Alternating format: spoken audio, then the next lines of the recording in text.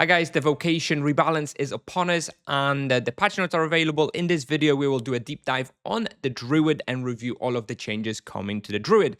I do want to point out that I am primarily a solo player, so it will be a solo-focused video. I'm not sure about how Druid exactly functions in team hunts, obviously healing, etc. But I'm not entirely sure how to value some of the team hunting perks that's been given. So yeah, primarily this is a solo-focused video. Hopefully it'll be useful to you regardless, even if you're a team hunt player. Anyways, the plan for the video is it will be in two parts. First part of the video will be just going through the patch notes and my thoughts on all of the changes one by one. And finally, in the second section of the video, we'll be looking at like some potential builds, rotations, multi-action buttons, a little bit more detailed stuff. You can see the timestamps in the video down below. Anyways, let's get into it. Okay, so first of all, we have AoE rune adjustments. What really you need to know about here is that Avalanche, Great, Fireball, Thunderstorm, and Stone Shower all have the same base power now. Thunderstorms and Stone Showers have been slightly buffed. So basically now there is none of this, Thunderstorms and Stone Showers being a little weaker on base damage. They're exactly the same. And they're cheaper because the price hasn't been adjusted. So it's actually better to use them when the elemental resistances are the same. In addition to this, explosion rune area has been increased from 5 to 9 squares. It's kind of a niche thing. I don't know. I don't know if there's going to be some more support for physical spells, physical abilities down the line. At the moment, this is pretty much doesn't really do anything. To be perfectly honest, you're still not really going to be using explosion runes. After that, we have Charm Double Proc adjustment, which it's not relevant for the Druid. Then we have Gift of Life improvement, which recovers mana. This will be useful for the Druid with the new mana buffer mechanic, which we'll talk about in a bit. It'll make you survive actually with Gift of Life, so that's good. Then we have Group EXP bonus, slightly more experience with duos and trios, so Druids should be pretty happy with that. If you like duoing with like an EK or a Monk or something, then yeah, you've got a little bit more experience now. Combat mode removal, not really relevant for the Druid. Mitigation adjustments, also not all that relevant. All that you need to know about is that the mitigation gems now provide 4 times the amount, so now you get 30% instead of 7.5. Now mages generally don't have all that much mitigation, so it's still not that great, but it is very, very good for EKs, paladins, and monks. You're probably not so unhappy nowadays if you do get the mitigation gem, especially on like a good greater gem. If you get mitigation multiply in the lesser, then it's pretty okay, but nothing major for the monk, for the druid. Now, potion management improvements also doesn't really affect mages all that much because you already had access to all the potions. All that really affects you here is you will have access to this superior mana potion at level 100. So between the levels of 100 and 130, previously you'd be using great mana potions until you'd unlock the ultimate mana potions. Now you'll be using the superior mana potions until level 130. But again, not a major impact here for the druid. Energy ring adjustment, also no impact for the druid. Ultimate and intense healing rune adjustments, also not that much impact for a druid. This was more relevant for the sorcerers who are using ultimate healing runes on other players. You've still got your Sio, so you probably don't care about this either. And we've got stance quality of life changes, which basically just means that stances, which we'll also talk about in a second, persist between sessions. So if you cast one, you use it, it's going to stay in that stance even when you relog. Anyways, those are the general changes. Nothing really too relevant for the druid ultimately, but let's jump into the druid specific section. So first of all, druid has 2 stances starting at level 20 that you can switch between them. He has shared conservation, which makes Heal Friend and Nature's Embrace heal a secondary party target in the game window for 30% of the healing. Now, I'm not entirely sure if this works on yourself or not, or just has to be another person. Hopefully, I think it works on you. So in a duo situation, you'd be getting that extra heal, which is nice. It cannot be the same target as your original target, of course. And additionally, your self-healing is increased by 10%. So this bit is for solo, so you can still use this stance solo. You get 10% more healing in case you need a lot of healing. Then we have Elemental Synthesis, which grants 10% of your magic level as additional ice and earth magic level. So this is like the offensive stance, and this is like the defensive stance, basically, team hunting stance. If you're solo, you're going to be using this Elemental Synthesis basically all the time. Very simple stances, ultimately. Healing adjustments, Heal Friend and Nature's Embrace now heal more consistently, lower highs and higher lows. What this means is instead of having like a massive spread from like 500 to 1000, for example, you're going to have between 700 and 800 heal, right? It's still going to be the same average heal, but it's going to be more consistent and more towards like an average value, closer to an average value. Nature's Embrace base power healing has been increased from 650 to 2000. So that's huge. This is the Grand Sio, by the way. Yeah, crazy, crazy powerful now, especially on higher level. Really, really good spell now. Obviously, it always was, but even better now. Now we have the new spells. This is basically what you're going to be using as your offensive spells. You've got Forks, you've got Forked Glacier and Forked Thorns. So basically an Ice and Earth variant. One of them hits 6 targets, one of them hits 5 targets, dealing Ice and Earth. The Ice one is available from level 90. The Earth one is available from level 80. Similar base power. The one that hits more targets has slightly lower base power and vice versa. All you need to know about these is those feel very, very good to use. They have huge jump ranges. They are very, very comfortable. Very nice to use spells. It took a long time over the test server to get to this stage. They were very, very bad to start with, but they kept improving them. And now they are finally good. Now, obviously, you will only be able to use them if Earth or Ice works at a particular spot. But if Ice and Earth work at a particular spot, then those spells are amazing.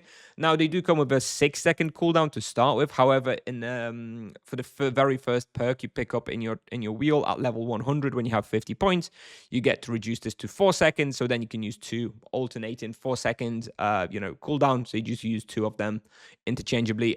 Very, very nice. Feels very good. About twice as strong as a rune. Hits usually about 7 to 8 targets. So yeah, you're going to be using those over runes in like 99% of the cases. In addition to this, we have existing spell improvements. Ultimate and strong strikes have been buffed significantly. So this is mostly for single target damage or like you're bossing, or maybe like as a finisher. If you have like one monster left, you probably want to, make a little hotkey for your ultimate ice strike, for example. In addition to this, another big change. This is a very big change. You have strong ice wave cooldown has been reduced to 4 seconds. And size has been increased. An extra 1 wave, extra free SQM has been increased. So instead of 7 SQMs, it's now 10 SQM by default. That's quite a big increase. Proportionally, it's also in the wheel. We can increase it even further, which we'll talk about in a minute. But anyway, this is a very nice improvement. It's still kind of clunky, but the cooldown reduction makes it, usable. For example, like an ice respawn, you can interchangeably use it with Fort Glacier, right? Fort Glacier, 4-second cooldown with the wheel. It's strong ice wave, 4-second cooldown. You can just use those two as your rotation. Pretty nice. Moving on, Wrath of Nature base damage has been increased from 150 to 175. So that's approximately like a 14-15% buff in damage. So that's pretty good as well. More usable now. And damage is more consistent. So again, instead of having big, wide damage range, is going to be more towards the average. So pretty good changes as well. Now moving on, we have the mana buffer mechanic. This is an amazing mechanic for solo mages. Basically, it prevents headshots, prevents you getting one shot. Just make sure you have a lot of mana. And if you have a lot of mana, if your health runs out, the damage at 8 times multiplier gets subtracted from the mana. In addition to this, 25% of your character's maximum mana is consumed once every 2 seconds. Just because if without this, it proved to be too strong. So they felt they needed to add an extra bit to take away some mana. So you can't be triggering it over and over and over and over because you'll be losing 25% of max mana each time. However, for preventing headshots, which was the original purpose of this buffer, still works perfectly. Very, very good. However, if you get yourself 8-boxed and trapped by like Falcons at level 400 or whatever, then you're still going to die. But very, very, very good mechanic for solo gaming and for preventing headshots. So very, very happy with this. Just make sure to always have mana at like 90% plus, okay? So no more being on like 20 or 30% mana because then mana buffer will not save you. Then we've got rod improvements. Some strike imbuement limitations have been removed. That means some more rods will be able to have powerful strike imbuement, probably at like lower levels. I'm going to have to look into which ones exactly. This may impact the meta for what's like the best progression of wands and rods. But not super impactful. In addition to this, rods now generate mana instead of consuming mana. So even if your target is immune to the element of your rod, make sure to be using it so that you get that extra bit of mana. And range has been increased as well for a bit of quality of life. Moving on, we have the Wheel of Destiny adjustment. So first of all, like I already said, forked spells, augments, they are in like the I don't remember what it replaces exactly, but it's in the first quadrant. So when you get the 50 points, you get the -2 second cooldown. Your forks are then 4 seconds. On the second augment, you can get +1 target, which is also very good. I think it takes it from 6 and 7 targets to 7 and 8. So it's a pretty big improvement. It's like a 20% improvement or something in targets.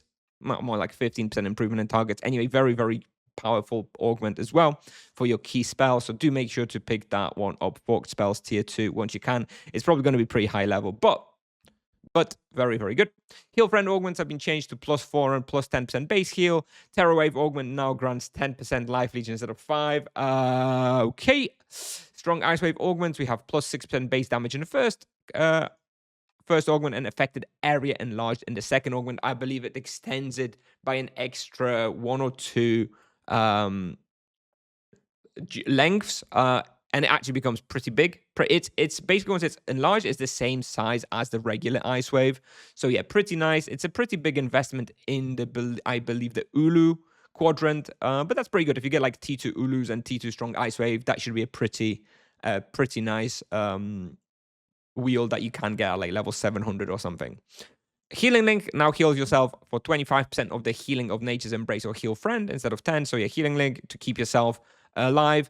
Now with the buffer, you're probably not going to want to be using a mana shield, so you get a little bit of extra heal leech from this as well. It should be very nice and comfortable to be playing without mana shield as a druid in a team hunt.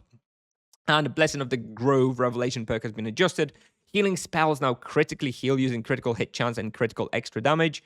So for example, if your trigger avatar through your legs or through a spell, every single spell is going to be critting and healing for 50-60% more for like a few seconds. Very, very nice and powerful. Definitely a nice revelation perk for team hunts.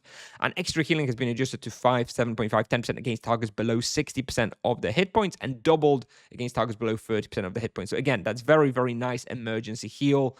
Definitely want to pick that one up if you're team hunting, especially something difficult where you do benefit from those extra heals. Anyways, that's the full set of patch notes for the Druid. Let's move on to the second section of the video.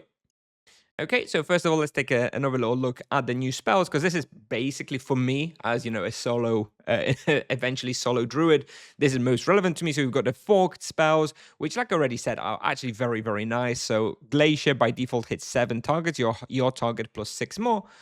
Thorns hits your target plus 5 more, so that's 6 and 7 targets respectively, and then you can get plus 1 target in the wheel with a big investment though, and then it's going to be 7 or 8 targets. You're probably not going to pick that one up for solo druid for a little while. I believe it's in the top right quadrant, but for solo druid you probably want to go for bottom left for Ulus.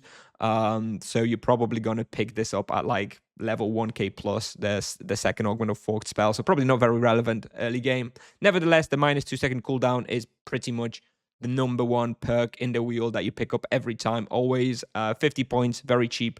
You get your forks to be 4-second cooldown, very, very nice.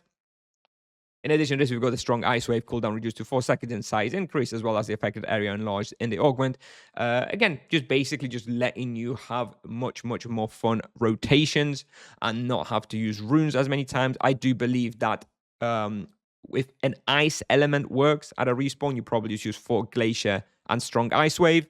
If an earth element only works at a respawn, you use Forked Thorns and probably a rune. So if in that case you would be using a rune, and if neither ice or earth work at a respawn, which is not very many, by the way, ice or earth usually works at like at least one of those work at respawn. If neither of those work, then you're just going to be going back to the rune playstyle like in the good old pre-rebalance days, but that shouldn't be too common. I actually made a big list on tibiapal.com/hunting section for the druid, which element they would be using everywhere, and it feels like you use fork at least one fork at like basically every respawn. It's very, very rare not to. So the gameplay for the druid will be fairly comfortable. I mean, strong Ice Wave still not like that amazing when it comes to aiming and solo play, and Terror Wave again not very nice either. I mean, if the monster's positioned like perfectly, you can use the Terror Wave a bit when solo hunting, but it's not great. I honestly would have rather seen them adjust the size of the Earth Wave somehow as well, and then you could have the Terror Wave. You could have a Terror Wave and the Fawn and the Fork for like an Earth respawn. Then you'd have the Strong Ice Wave and the Fork for like an Ice respawn. Then you could mix and match those. That would be pretty fun. As it is, Terror Wave. But for Team Hunt, obviously, it's great, right? If you're Team Hunt and you've got a box, you've got an EK with in the middle of the box, Earth Wave, Terror Wave, very, very good.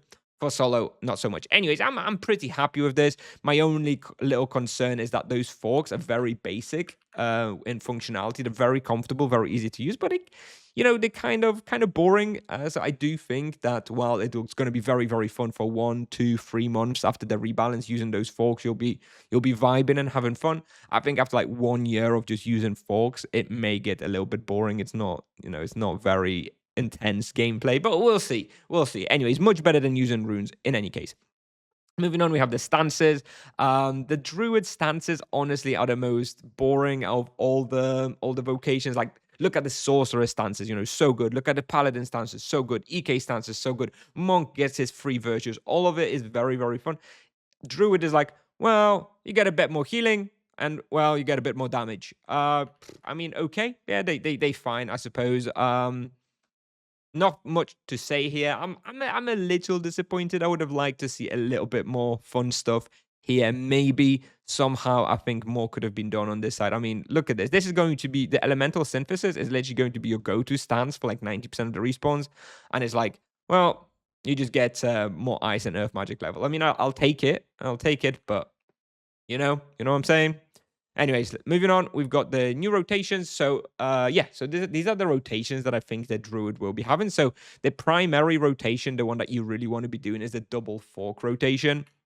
Like I already said, I've got hunting section on Tibia already updated by which respawns I think are double fork, and it's actually quite a lot. If double fork does not work because, for example, earth is not a good element at a respawn, then you've got an ice fork plus strong ice wave as your rotation with 4 seconds. Then if ice doesn't work, you've got your earth rotation, which is going to be earth fork plus rune plus maybe terror wave sometimes. And if both earth and ice don't really work at a respawn, you've got the good old faithful rune setup where you're going to be running around, just throwing your avalanches, etc. I'm not so sure about the team hunts. I mean, in team hunts, waves naturally are easier to land, so your strong ice wave, terror wave are going to be more valuable. However, the double forks in team hunt are still going to be very good. I mean, for example, in like Nimisat, right? You go Nimisat, your double fork in a team hunt is going to be very, very good in like a kiting type respawn. Ingol, double fork's going to be very well. I don't know if they were double fork. I can't remember if Earth is good at Ingol, but anyway, forks functionally would be very good at like Ingol.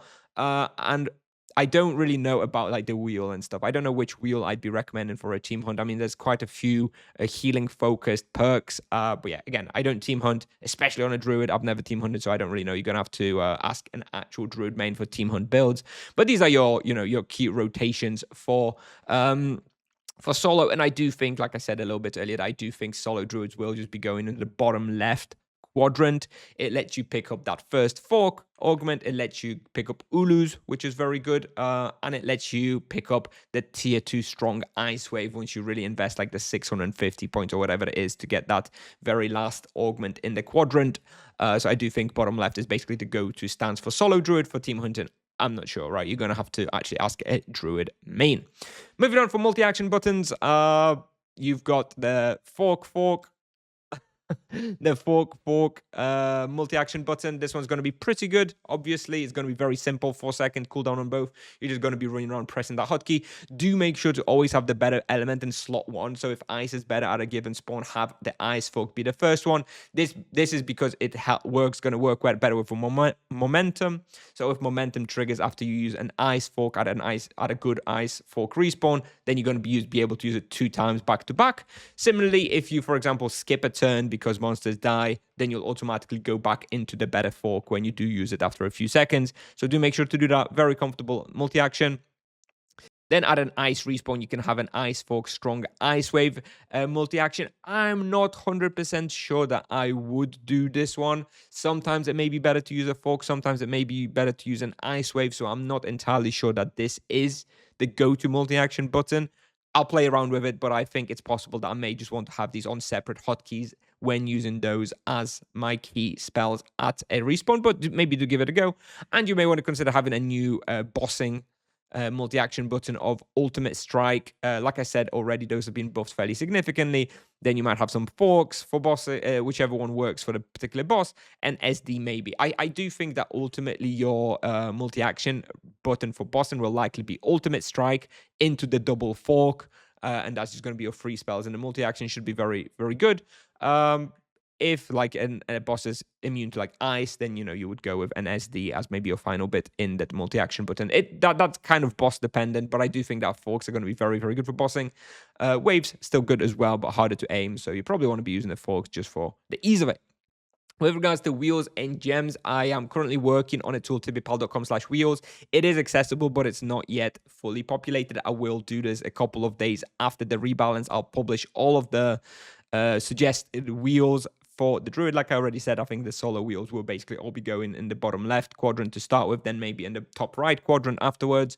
But yeah, basically it also mentions what are the best lesser gems and best greater gems, I think, that I think are very, very good. Now, do make sure that to share your feedback around this tool. If you have any wheels that you would recommend I add here, or any comments on the best, lesser, and greater gems, do let me know. You can do that in Discord or in like the comments of the YouTube video if you want.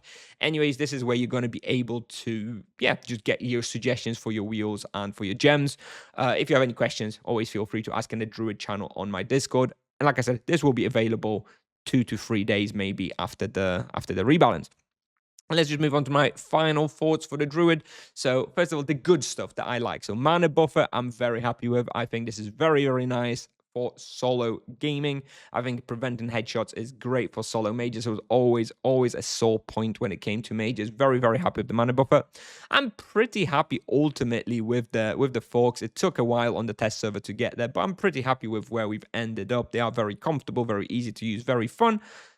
Might get a bit boring after some time. We shall see. Maybe they're going to change them in some way. Maybe they'll release some new items with some cool augments to alter them in some way. Anyways, they are very, very comfy. Strong Ice Wave, I'm happy they've changed. I think the size that it was a joke. So I'm glad they've added an extra length to it. Plus, reduced the cooldown does make for a much easier rotation. So good job on that. Beam Mastery. Ooh, okay. I think I forgot to remove some of the MS stuff from here. I do apologize. A lot of videos I had to make for the rebalance, so do ignore this whole section. You know what? We're just gonna remove all this. This is for this is for the MS. Anyways, these are the good things for the Druid. Now, the underwhelming stuff that I'm not so happy about with the Druid, the offensive solo stance, like I already mentioned, could be a little bit more fun. Right now, it's just 10% of your magic level as Earth and Ice. I mean, okay, right, I'll take it, but considering the stances are like the cornerstone almost of this rebalance, it would be fun to have a little bit more for the Druid, right? Maybe have some like compare it to the sorcerer, right? With the death, fire, and energy masteries, like that is very, very fun. And the Druid is like, okay, whatever. So I don't know, could have done a little bit more there, but it is what it is. Next point, we have the Terror Wave. Is still awkward for solo. So again, for Team Hunt, very, very good. You just 4-second spell, very, very nice. The rotation at Boston is going to be very nice. Like, maybe Terror Wave, Strong Ice Wave, rotation, very nice. For solo, Terror Wave, not very good. I would have liked to see them maybe adjust the width or the size of it somehow. Because, the Earth rotation is going to be awkward for solo Druid now. So maybe there was something to be done there. Another thing that, I think could be a little bit of a problem is that, you are limited to 2 elements. Druid is the only vocation now, basically, in the game, which is truly limited to 2 elements. Technically, Paladin is 2, but Paladin has physical, holy, which the whole game is balanced around physical and holy being at least okay at every respawn in the game. Druid, not so much. Ice and Earth are not as critical in Tipsoft's eyes, so you will not be able to use all of this new good stuff at every respawn. EKs have all the elemental weapons. Sorcerers now have the 3 stances they can switch between, which lets them hunt everywhere. Monks have 3 elements as well. Druid is the only one limited to 2 elements. And I do think it's a shame. I mean, historically, I always felt like Druid was supposed to be like a bit of a physical caster, which I think makes sense from a lore perspective. They're always like a bit like more powerful physically, Druids in other games as well. So I would have liked to see them maybe add a couple of physical spells, like a physical fork, maybe like some physical explosion, whatever, just so you had that third element to play with if Ice and Earth were not possible at a respawn. But nevertheless, it's still okay. But yeah, I would have maybe liked some some changes in that direction to make the Druid a little bit more versatile. Druid now with the 2 elements is like basically the only vocation in the game, which I definitely know will still be using runes in some respawns. All the other vocations, I think I pretty much can forget about runes, but Druid, just because he's limited those 2 elements, will likely still need to use runes in some spots. Waves on Cursor, I would have liked. This is the same feedback as for the Sorcerer. Waves on Cursor would have been nice. A lot very requested, but Tipsoft didn't go for it. Maybe they'll implement it at some point in the future. This could use the aim at target mechanism and logic, but just use your cursor as the direction where you should fire the wave. The Tipsoft didn't go for it. Maybe in the future. And finally, I do think Runic Mastery might need a rework or buff. So I did just mention that Druid will be using runes sometimes, somewhere, but generally speaking, not going to be that common. And so that whole perk doesn't seem all that worth, and I think it probably should be reworked now with this new life of no more runes, as I do hope Tipsoft does touch it. Anyways, ultimately, my thoughts on the Druid are ultimately fairly positive. I do think that out of all the 5 vocations, Druid probably got...